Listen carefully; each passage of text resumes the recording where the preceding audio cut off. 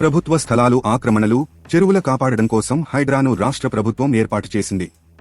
ఈ క్రమంలో హైడ్రా చెరువుల FTL, బఫర్ జోన్లలో నిర్మించిన కట్టడాలను కూల్చేస్తోంది. శుక్రవారం మూసీ పరివాహక ప్రాంతంలో FTL, బఫర్ జోన్లలోకి వచ్చిన కట్టడాలకు సర్వే చేయడానికి అధికారులు వెళ్లారు. కూల్చేసే కట్టడాలకు రెడ్ మార్క్ను వేశారు.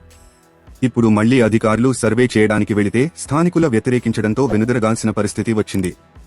తన ఇంటిని కూల్చేస్తారేమోననే భయంతో ఓ మహిళ ఆత్మహత్య చేసుకుంది. దీనిపై హైడ్రా కమిషనర్ రంగనాథ్ కూడా పూర్తి వివరణ ఇచ్చారు.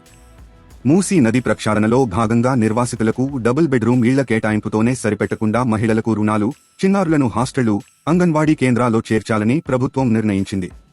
నిర్వాసితులకు అన్ని రకాల తోడ్పాటును అందించిన తర్వాతే కూల్చివేతలను మొదలుపెట్టాలని భావిస్తోంది. ఈ క్రమంలో సచివాలయంలో హైడ్రా కమిషనర్ రంగనాథ్, దానకిశోర్ మీడియా సమావేశం నిర్వహించారు. బుచ్చమ్మ బలవన్మరణంపై కూకట్పల్లి పోలీసులతో మాట్లాడినట్లు తెలిపారు.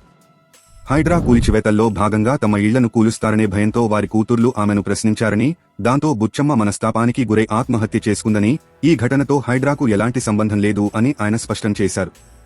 హైడ్రా ఎవరికీ నోటీసులు ఇవ్వలేదన్న రంగనాథ్, శివయ్య దంపతులు తమ కూతుళ్లకు రాసిచ్చిన ఇళ్లు కూకట్పల్లి చెరువుకు సమీపంలోనే ఉన్నప్పటికీ FTL పరిధికి దూరంగా ఉన్నాయని పేర్కొన్నారు. ఇక కూల్చివేతలకు సంబంధించి మూసీ పరిధిలో చేపట్టిన ఏ సర్వేలోనూ హైడ్రా భాగం కాలేదు. మూసీ నదిలో శనివారం భారీగా ఇళ్లను హైడ్రా కూల్చివేయబోతున్నట్లు ఫేక్ న్యూస్ ప్రచారం అవుతోంది. కొన్ని సోషల్ మీడియా ఛానళ్లు ఒక ఎజెండాతో హైడ్రాపై నకిలీ వార్తలను ప్రచారం చేస్తున్నాయని రంగనాథ్ మండిపడ్డారు. కూల్చివేతల గురించి ప్రజలు అనవసర భయాలు పెట్టుకోవద్దని సూచించారు.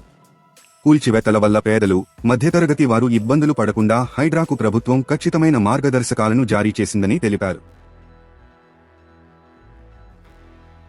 తాజా సమాచారం కోసం లైక్ చేయండి, సబ్స్క్రైబ్ చేయండి, నోటిఫికేషన్ల కోసం గంట సింబల్ ఆన్ చేసి పెట్టండి.